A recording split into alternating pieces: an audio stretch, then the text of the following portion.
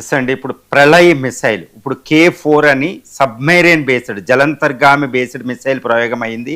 తర్వాత మనకి పినాక ఆ రాకెట్ సిస్టమ్ అనేది ఒకటి అయింది. తర్వాత ఇప్పుడు మూడోది వెంటనే చేసింది ఏంటంటే ప్రళయ్ టాక్టికల్ మిసైల్ అంటారు. ఇది ప్రళయ్, ఈ పేరే చూడండి, ప్రళయ్ అని ఒక పేరు ఉంది. ఈ పేరుకు తగ్గట్టే ఈ ప్రళయ్ మిసైల్ అంటే టాక్టికల్, అంటే యుద్ధ భూమిలో ఉపయోగిస్తారు. డైరెక్ట్గా యుద్ధ భూములు ఎవరినో కొట్టేయడానికి కాదు, యుద్ధ భూమిలో సర్వనాశనం చేయడానికి ఉపయోగిస్తారన్నమాట, ప్రళయాన్ని సృష్టించడానికి. ఎందుకంటే ఈ మిసైల్ ఏం చేస్తుందంటే బంకర్ బరస్ట్ బాంబుని తీసుకెళ్తుంది. బంకర్ బరస్ట్, పెద్ద పెద్ద బంకర్స్ ఉంటాయండి, ఆ బంకర్స్ని బ్లాస్ట్ చేయడానికి ఈ మిసైల్ని ఉపయోగిస్తారు. అందుకే టాక్టికల్ వెపన్ అంటారు. రెండోది, పాకిస్తాన్ ఆపరేషన్ సింధూర్ జరిగేటప్పుడు ఎయిర్ బేస్ని మనం కొట్టాం. అలాంటి ఎయిర్ బేస్లు అంటే పెద్ద పెద్ద రన్వేస్ ఉంటాయండి, పెద్ద పెద్ద ఎయిర్ బేస్లకి రన్వేస్ ఉంటాయి, దాని మీద యుద్ధ విమానాలు ఎగురుతూ ఉంటాయి అన్నమాట.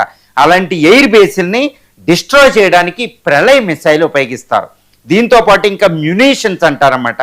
మ్యునిషన్ అంటే చిన్న చిన్న మ్యునిషన్, చిన్న చిన్న బాంబుల్ని వర్షం కురిపినట్టు కురుస్తుంది అనమాట ఈ మిసైల్.